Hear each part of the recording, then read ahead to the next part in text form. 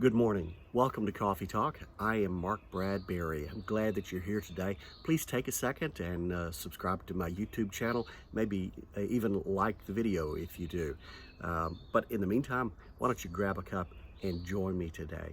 Hey, one of the things today is it seems like there's always someone trying to put a label on things. You know, maybe put a label on you without any regard for your richness and diversity as an individual.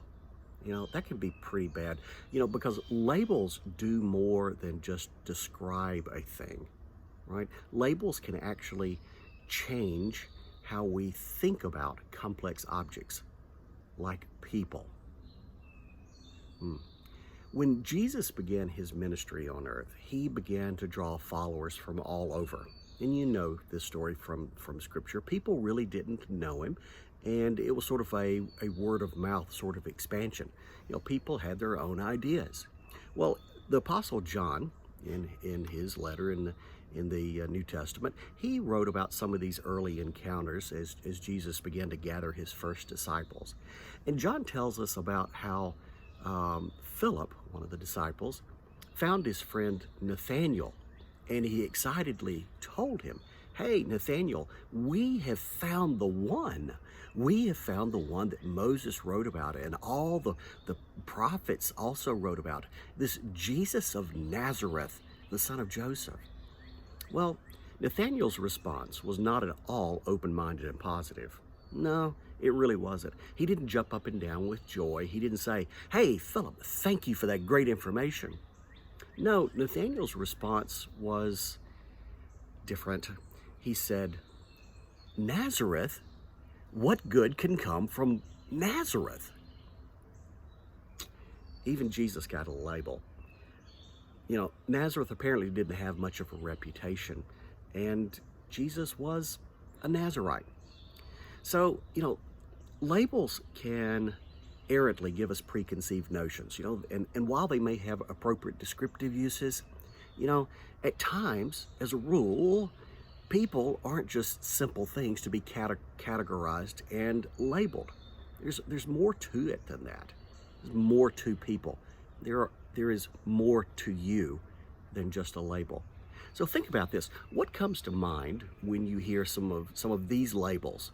Think about these: socialist, fascist, fundamentalist, communist, feminist, chauvinist, leftist, centrist, legalist, anarchist, constitutionalist, theist, atheist, terrorist, capitalist, idealist, racist.